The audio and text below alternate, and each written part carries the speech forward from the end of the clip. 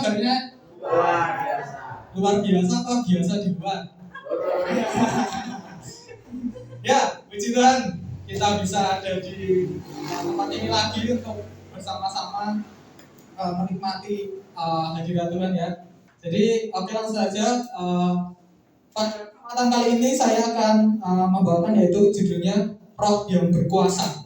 Jadi berkuasanya saya tulis besar semua, berarti ada penekanan di sini. Jadi roh yang berkuasa. Katakan sama-sama Bapak Ibu. Roh yang berkuasa. Amin. Mari kita selanjutnya Mbak Sira silakan. Nah, kita lihat Kisah Rasul pasal 5 ayat 12 sampai 16.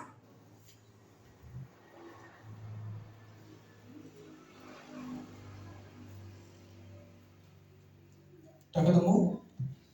Yang udah ketemu katakan haleluya. Kurang dahsyat, haleluya. Mantap.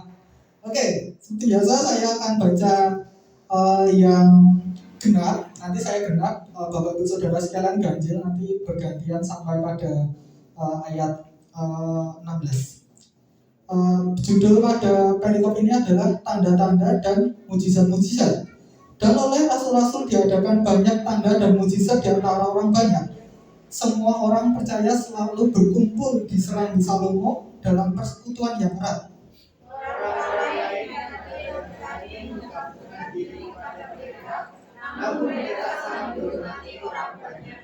Dan makin lama makin bertambah banyak jumlah orang yang percaya kepada Tuhan, baik laki-laki maupun perempuan.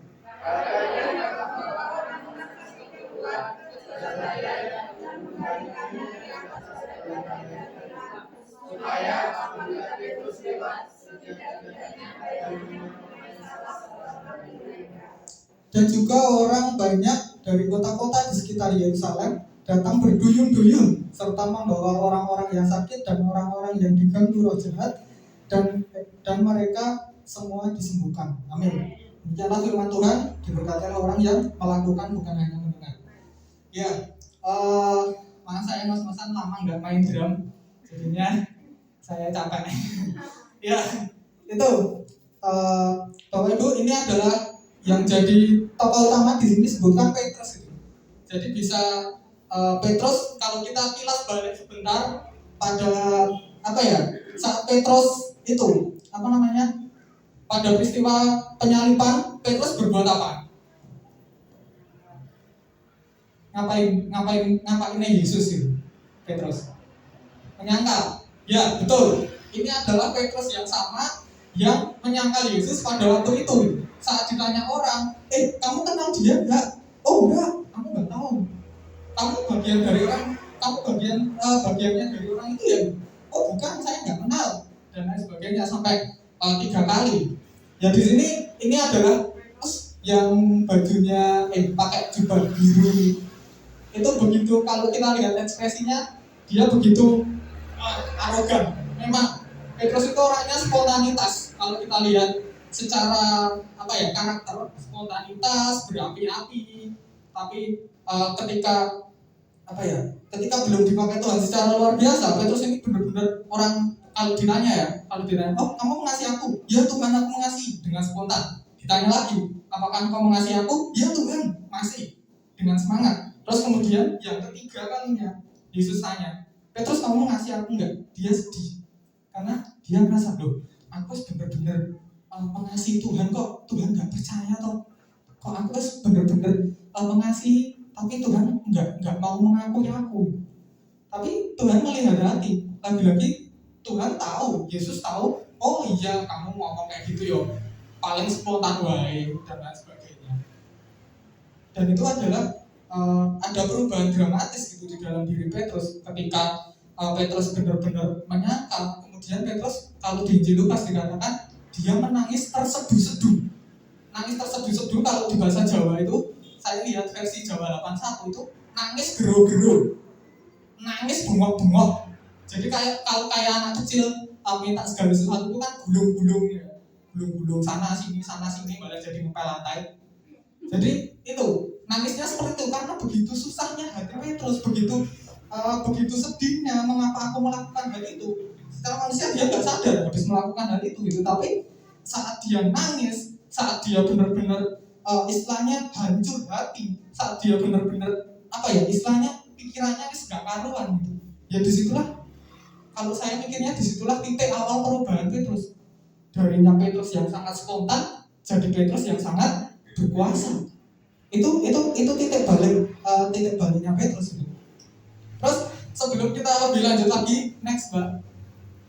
Nah, ini ayat ini adalah salah satu latar belakang mengapa orang-orang atau murid-murid Tuhan pada waktu itu bisa melakukan banyak mukjizat, melakukan kuasa yang besar.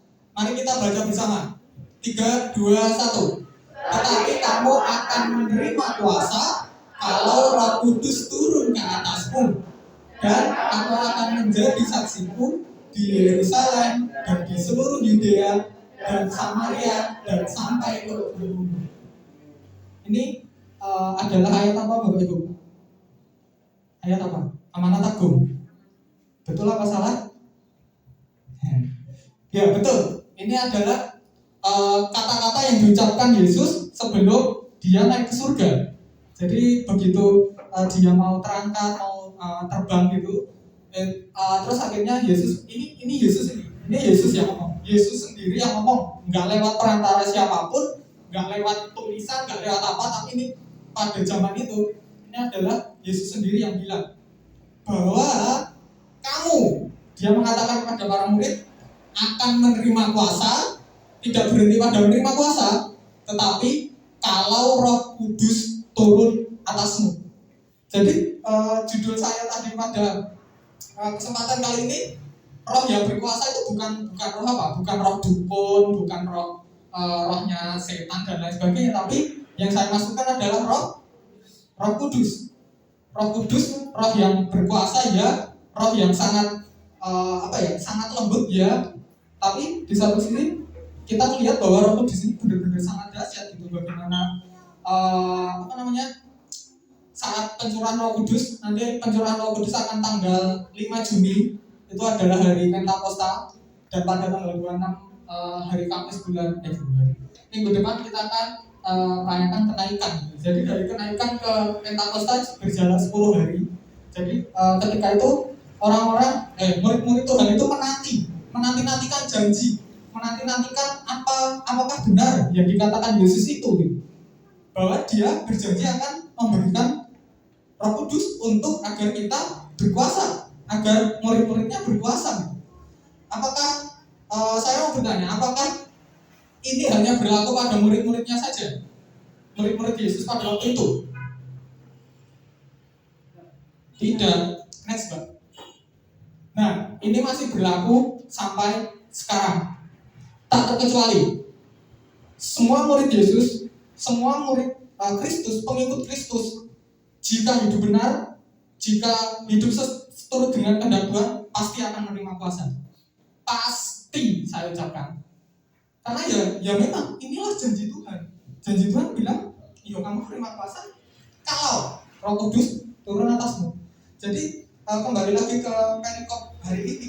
Jadi ini benar-benar Petrus menerima kuasa yang dijanjikan Tuhan gitu. Saat dia menerima Roh Kudus di Keluaran, di Kisah Para Rasul pasal 2, saat Roh Kudus turun, orang semua berbahasa lain yang belum mereka kenal, mereka sangat berapi-api, mereka sangat berani untuk memberitakan firman Tuhan.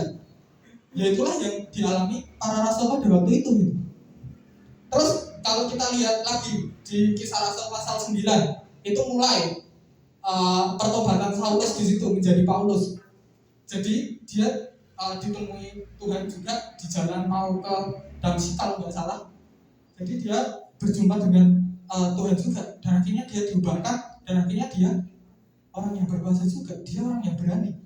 Memang pada dasarnya Paulus itu adalah orang yang sangat pintar, karena di bawah didikan Gamaliel. Gamaliel adalah orang yang benar-benar taat hukum, benar-benar tahu adat, benar-benar segalanya lah. Nah, dia adalah didikannya Gamaliel. Jadi itu, ya Bapak Ibu, kalau kita percaya dan sebagainya itu. Tapi yang jadi masalah, yang jadi persoalan, yang jadi penghambat, mengapa jarang sekali, ya nggak tahu di luar sana, jarang sekali di sini orang-orang bisa mujizatnya itu benar-benar spektakuler gitu, kayak zaman dulu gitu. Zaman dulu kan si Petrus ini bahkan kalau kita lihat di ayat mana ya? Bentar. Nah ini ayat 15, bahkan bayang-bayang Petrus saja pun bisa menyembuhkan gitu. Itu saking dasarnya gitu, saking berkuasanya, bahkan bayangan saja kalau lewat orang-orang bisa dilawat Tuhan. Orang bisa apa namanya ya?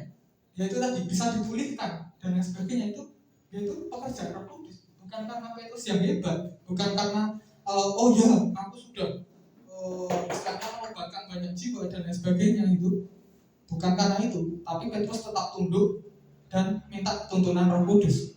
Ya. Itu. Terus mengapa hal ini jarang terjadi masa-masa sekarang gitu? Mengapa jarang istilahnya kita lihat misal ya mungkin ada ya kalau itu pekerjaan Roh Kudus itu. Kita bilang seorang hamba Tuhan bilang, oh yang mati dibangkitkan fisik, itu jarang terjadi gitu. Bahkan hal ini bisa dilakukan sama para dukun-dukun, bisa melakukan hal itu dengan roh-roh lain, dengan roh-roh yang nggak tahu rohnya siapa yang dia gunakan gitu. Jadi mengapa hal ini jarang terjadi? Jadi ada beberapa hal yang menurut saya itu jadi faktor gitu ya untuk kuasanya itu seolah-olah tidak bekerja. Oke, next. Yang pertama adalah kurang menjalin hubungan yang erat. Itu kuncinya. Karena kalau kita lihat di ayat 12, orang percaya selalu berkumpul di Serambi Salomo dalam persekutuan yang erat. Ingat, tidak akan ada kuasa, tidak akan ada kesatuan hati kalau kita nggak berkumpul. Istilahnya kita berkumpul di tempat ini, kalau kita istilahnya berdoa bersama-sama, kita meminta lawatan Tuhan, kita meminta kebangunan rohani terjadi di sekitar sini, pasti akan terjadi kok. Karena kerinduannya eyang kita dan kerinduan kita semua, pojok ini akan berapa yang 100, Tuhan akan kasih lebih 1000 jiwa. Amin ya. Ya, kita akan bersatu hati setiap ya itu tadi, kita bersatu hati pasti Tuhan akan berikan. Bersatu hati pasti Tuhan akan mau. Ya, itu ya. Jadi ini kurang menjalin hubungan yang erat, ini adalah kunci. Ini adalah hal yang mendasar. Bagaimana ya kita nggak berrelasi, bagaimana akan ya Tuhan akan tahu, Tuhan mau, Tuhan tahu kerinduan kita gitu. Tetapi di satu sisi Tuhan mau kita agar berkomunikasi gitu dengan Dia. Karena ya enak-enak wae kita istilahnya duduk, Tuhan yang bekerja itu. Tuhan siapa? Tuhan mau bantu kita. Bukan, Tuhan itu raja loh, kita yang melayani Dia. Maksud kita enak aja kita Tuhan, aku sudah pelayanan ya, jadi berkatku oke, Tuhan tanggung dan Tuhan akan selalu memberkati aku. Bukan gitu. Kita ini orang Kristen, saudara. Orang Kristen emang bukan salah, minta berkat itu nggak salah. Tetapi yang salah itu kita mengatur-ngatur Tuhan, itu yang salah. Tuhan punya caranya sendiri, Tuhan punya jalannya sendiri kok. Berkati kita lah. Masa kita istilahnya baru kena ini dikit wes sambat, Tuhan perkosongan, murid-murid dan lain sebagainya.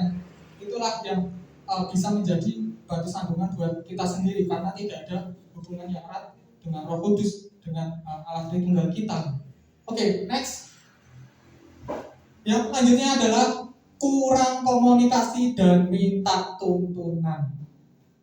Ini, jangankan minta tuntunan, jangankan komunikasi, orang nggak ada hubungan kok, ya enggak? Istilahnya kalau anak-anak muda ini kan sedang istilahnya cintanya sedang bertumbuh berbunga-bunga, ya enggak? Contohnya sama anak muda. Ya, itu kan istilahnya kalau kita mau komunikasi kan berarti harus ada hubungan, bener nggak? Masa kita mau hubungan, mau teleponan, vicinan pacarnya orang, kan nggak mungkin.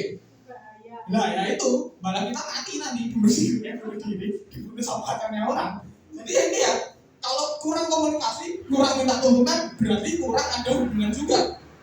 Itulah hal yang saling berkaitan. Ya ini adalah beberapa faktor yang mungkin saya amati, saya pelajari juga ya, untuk bisa kita pelajari bersama. Sama halnya Petrus. Kalau kita lihat dari sisinya Petrus, dia hubungan dengan Roh Kudus pasti sangat baik. Terus komunikasi dan minta tuntunan pasti. Saat dia sebelum menyembuhkan Tabita atau Dorcas, dia berdoa dulu di lantai atas. Dia berdoa, dia minta tuntunan, sama kayak Yesus. Yesus setelah berhenti atau dalam keramaian, dia menyingkirkan diri, dia berdoa. Atasannya Yesus loh, sekelasnya Yesus, dia berdoa kepada Bapa itu. Apalagi kita ini siapa? Kita butiran debu, ya enggak? Butiran debu aja, sok belajar nggak mau berdoa. Ya itu, nanti disentil Tuhan dari surga, wes kita sampai mana nggak tahu. Ya, jadi nih komunikasi pasti harus terjalin dengan baik dengan pribadi Roh Kudus, dengan pribadi Allah Tritunggal ini tadi. Minta tuntunan, ya, karena kalau kita nggak minta tuntunan Tuhan, ketika kita berjalan ada lubang, kita nggak tahu nyemplung. Ya, sama kayak ilustrasi yang pernah saya sampaikan. Ketika kita berjalan sama Tuhan, Tuhan gandeng tangan kita berjalan. Tuhan, istilahnya, maaf kata, Tuhan nggak kabur. Tuhan tahu di situ ada lubang. Nah, minggir dulu ya, ada lubang. Kita ikut. Nah, kan enak saudara.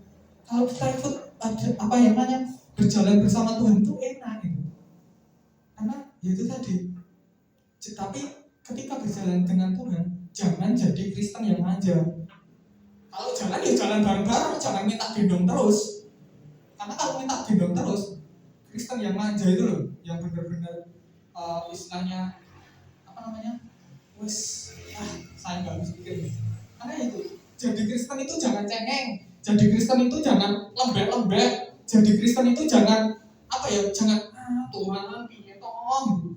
Tapi jadi Kristen yang tegap. Ya, aku laskar Kristus, aku maju ke depan, aku mengadakan apapun itu, aku percaya Tuhan menyertai. Aku percaya Tuhan memberkati. Aku percaya Tuhan ada di belakangku, Tuhan ada di depanku, sampai kanan, sampai kiri, atas bawah. Nah itu Kristen yang jadi tentaranya Kristus lembek. Itu kan yo misi lah, misalnya gitu. Ya siap ya, jadi laskar Kristus. Amin. Mantap. Lanjut. Selanjutnya, kurang percaya cara kerjanya. Nah ini yang saya bilang tadi, cara kerjanya Roh Kudus, cara kerjanya Tuhan, cara kerjanya Bapa Allah Roh Kudus itu beda-beda. Maksudnya beda dengan kita. Jadi kita maunya ke sana, Tuhan sana jalannya enak loh, ayo ke sana baik. Malah kita ngajak Tuhan.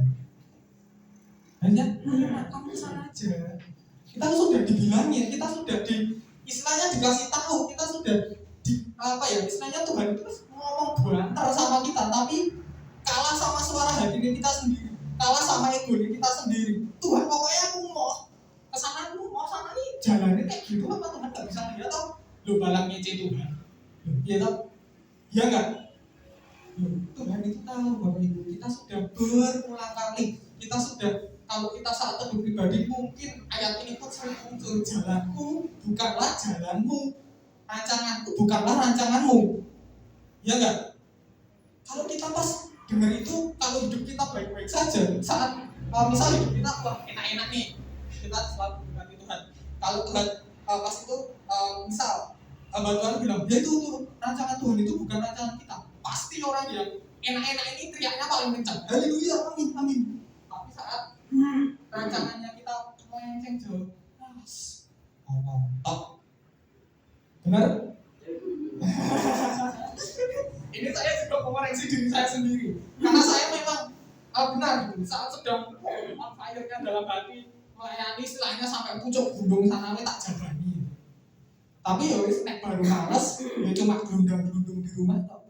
Mas Tuhan, aku bosan pelayanan, aku capek Tuhan. Yang lainnya masih banyak. masih ada adik-adik kecil ini yang jadi penerus ya. Jadi ya itu.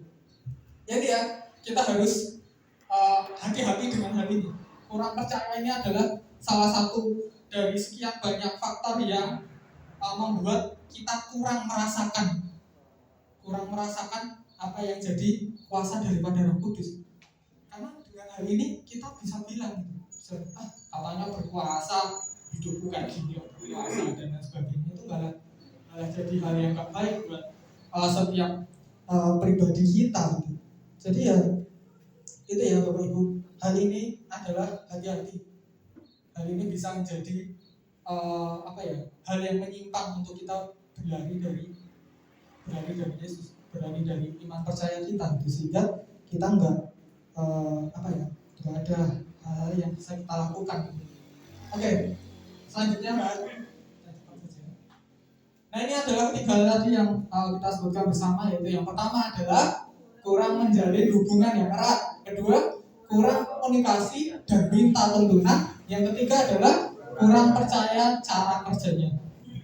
Masih ada banyak faktor lagi, masih ada banyak hal lagi yang istilahnya membumpet, istilahnya membumpet itu apa sih? Menghambat. Jadi itu menghambat cara kerja Roh Kudus. Roh Kudus adalah roh yang tak terbatas. Roh Kudus adalah roh yang sangat berkuasa. Tapi terkadang yang membatasi cara kerja Roh Kudus adalah diri kita sendiri dengan segala alasan hidup kita. Oke, ngomong deh? Mantap. Yuk, lanjut. Lalu harus bagaimana? Apakah kita akan terus-terusan gitu hidup dengan tak berkuasa? Apakah kita mau terus hidup aku hidupku gini-gini wae lah. Nanti aku berkuasa nanti tanggung jawabku makin berat dan lain sebagainya. Ini saya mengutip kalimat ini tadi dari itu, kalau teman-teman nonton Spiderman, ini dari pamannya Spiderman bilang gitu. Semakin besar kekuatan yang kau punya, semakin besar pula tanggung jawab yang akan kau tanggung. Benar nggak? Ya benar. Karena istilahnya itu tadi, kita berkuasa kan lagi-lagi pilihan di tangan kita. Kita mau pakai kuasa ini untuk kejahatan atau mau pakai kuasa ini untuk kebaikan, untuk menolong orang dan lain sebagainya. Jadi itu tadi ya, Pak Ibu, jangan sampai kita dengan 3 faktor tadi terus kita mau bagaimana? Kita mau berubah, itu pilihan kita. Kita mau tetap hidup dalam tidak berkuasa, ya itu pilihan kita dan lain sebagainya. Itulah lagi-lagi ada di dalam setiap pribadi kita. Oke, terus bagaimana cara mengantisipasi ketiga hal itu gitu? Oke, mari kita lihat selanjutnya. Pertama, aktifkan manusia roh pasti. Karena Roh Kudus dan kita beda dunia istilahnya. Kita kehidupan jasmani, Roh Kudus hidup di alam roh. Jadi itu benar-benar istilahnya jarak gapnya itu sangat jauh, ada perbedaan di situ. Jadi itu kita benar-benar harus mengaktifkan manusia roh istilahnya untuk kita bisa dengar ataupun kita tahu, kita bahkan bisa melihat cara kerja Roh Kudus itu tadi. Itu ya. Jadi kunci pertama, aktifkan manusia roh sehingga kita benar-benar bisa mengerti gitu. Sama kayak Petrus tadi pun juga mengaktifkan manusia rohnya terus menerus ini, dan orang-orang lain, orang-orang berkumpul sama kayak tadi, persekutuan yang erat. Jadi terus mengaktifkan manusia roh bersama. Sebabnya terus akibatnya apa? Orang-orang lain tidak ada yang berani melakukan. Mengapa tidak berani? Karena ya belum siap menanggung resiko dengan hidup seperti para rasul. Karena hidupnya para rasul itu benar-benar berat. Keluar masuk penjara, keluar masuk persidangan, mahkamah agama zaman dulu. Terus bahkan semua muridnya Yesus yang ini benar-benar matinya itu mati martir. Ada yang disalib terbalik, Petrus disalib terbalik karena dia nggak mau disalib sama Kak Yesus karena merasa tidak layak. Terus akhirnya ada yang dirajam batu, Yohanes digoreng hidup-hidup, ada yang dibakar hidup-hidup. Nah itu orang ini nggak mau terima resiko. Jadi ini orang-orang orang-orang Kristen yang manja baru. Jadi nggak mau aku cuci tangan, pelayananmu ya pelayananmu, aku nggak mau pelayanan. Itu orang yang nggak kena resiko. Ya, Bapak Ibu. Tapi di sini Tuhan tidak pernah meninggalkan para rasul. Dia selalu menyertai para rasul agar mereka punya keberanian yang hebat untuk terus memberitakan Injil, sama kayak tadi amanat agung Kisah Rasul 1 ayat 8, menjadi saksi. Yerusalem, Yudea, Samaria, dan sampai ke ujung bumi. Itu ujung bumi itu tugasnya kita ini tanpa terkecuali. Ujung bumi masih jauh ke sana, ujung bumi masih luas. Jadi itu adalah tugas masing-masing pribadi kita. Oke, next. Ini kebalikannya dari yang tadi, kurang komunikasi dan minta tuntunan, maka dari itu kita jalin komunikasi yang erat dengan Tritunggal, dengan Allah pribadi kita, sehingga kita benar-benar tahu, benar-benar kita peka gitu, apa sih maunya Tuhan, apa sih yang jadi kerinduan hati Tuhan, sehingga kita benar-benar bisa jadi orang Kristen yang apa? Yang berkuasa itu tadi gitu. Ya, Bapak Ibu. Jadi perbaiki komunikasi kita dengan Roh Kudus, perbaiki komunikasi kita dengan Yesus dan lain sebagainya, sehingga kita benar-benar jadi orang Kristen yang wow, yang disegani banyak orang. Bukan berarti orang Kristen gila hormat, enggak. Tapi ya itu tadi, kita harus jadi dampak, kita harus jadi saksinya Tuhan untuk bisa memenangkan banyak jiwa. Yaitu, oke, next, cepat saja. Ini yang paling penting, perbesar wadah. Apa yang dimaksudkan wadah? Hati kita, hidup kita. Kan itu tadi, kita kan akan menerima kuasa yang besar. Kalau wadahnya kecil, yuk kita akan mendapat kuasanya yuk si TikTok, ya enggak? Karena kalau kita bayangkan saja, misal gelas aqua kita taruhkan di bawah air terjun. Nah itu kuasa yang besar turun, tapi wadah kita nggak memadai. Ya kan kita istilahnya sia-sia gitu. Kita harus bawa aqua gelas ini ke istilahnya ke gerojokan sewu, kita nadai, kita bawa pulang, belum nanti tumpah dan sebagainya. Sampai rumah ini sentek lenek. Ya enggak? Jadi itu perbesar wadah, perbesar kapasitas hati kita, perbesar pikiran kita, perbesar hidup kita. Hidup kita loh, bukan badan kita ya. Ya, hidup kita benar-benar diperluas untuk kita bisa menerima kuasa tak terbatas. Amin. Ya amin. Karena itu tadi, itu janjinya Tuhan, kita akan menerima kuasa kalau kita menerima Roh Kudus juga. Karena tanpa Roh Kudus kita nggak bisa keberanian, kita nggak punya keberanian untuk oh ya Yesus juru selamat, ya Tuhan atas segala raja dan Tuhan, kita nggak pernah ada keberanian kita berkata seperti itu gitu. Karena itu tadi, kita harus punya wadah yang besar dulu supaya kita bisa benar-benar tahu, benar-benar menangkap kuasanya itu ngantek berlimpah-limpah lah istilahnya itu. Yaitu ya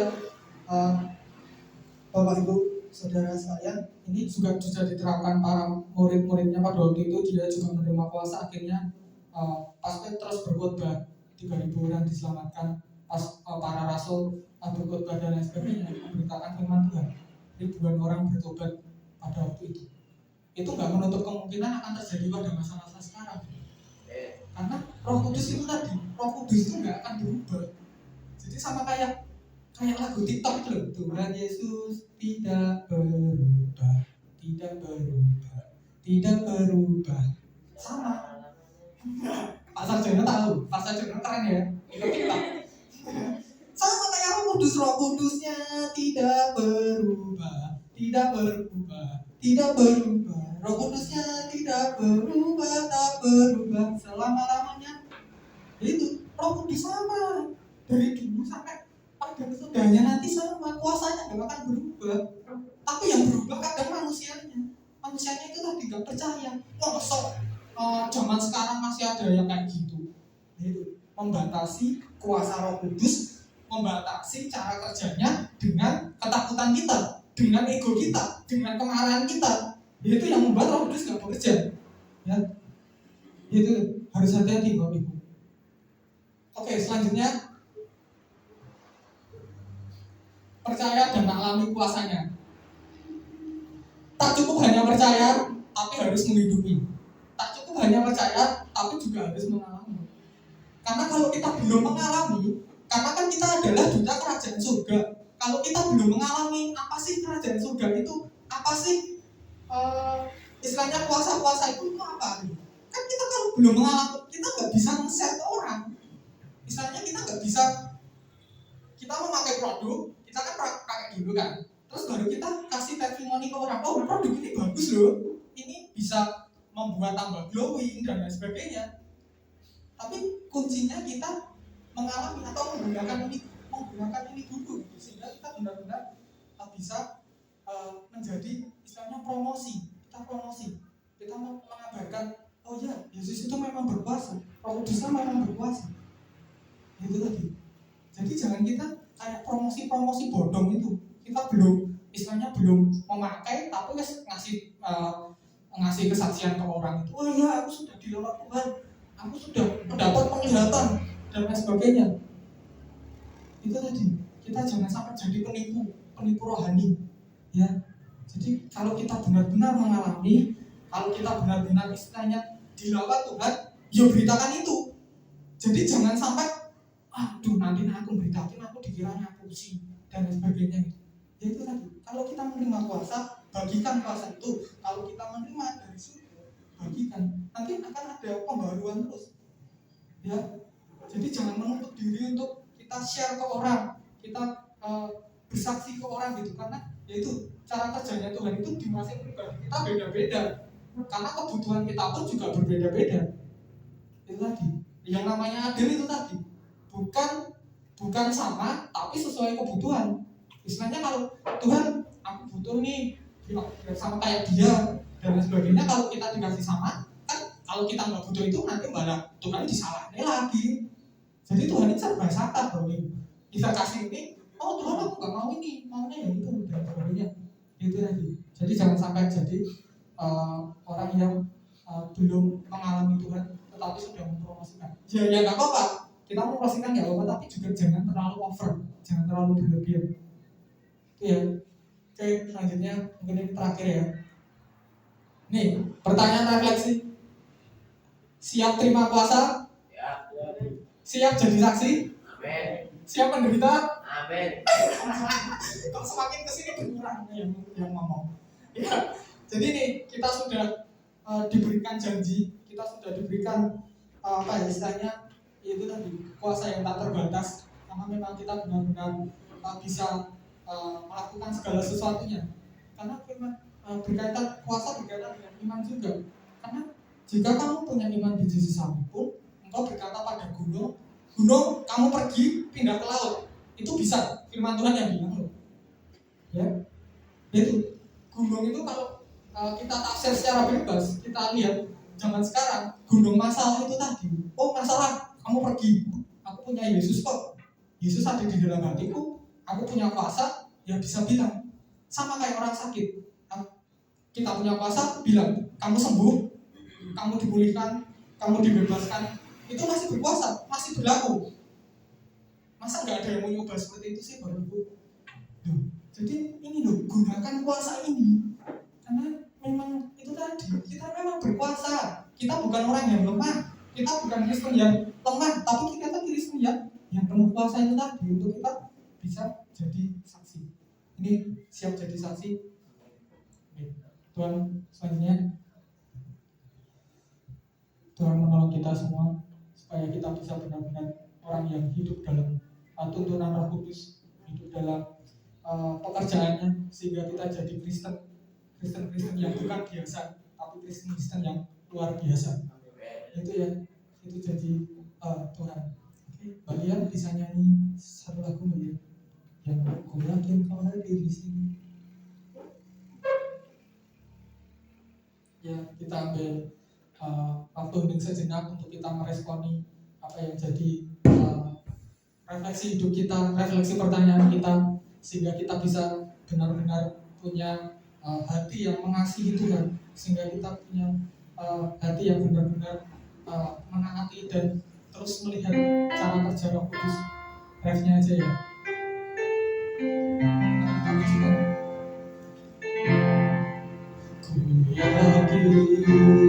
Kau hadir di sini. Kurasakan kuasa yang ada. Yes. Yakin kau ada di sini. Amin. Kemenangan terjadi. Ku yakin terima kuasa daripada Tuhan. Ku yakin kau hadir di sini. Ku rasakan kuasa yang ada. Ku yakin kau nyata di sini. Kemenangan terjadi. Dengan segenap hati. Ku yakin kau hadir di sini. Ku rasakan kuasa yang tak terbatas. Ku yakin kau nyata di sini. Kemenangan terjadi. Pemulihan terjadi. Pemulihan terjadi. Kelepasan terjadi di sini. Kelepasan terjadi di sini. Yes. Yes.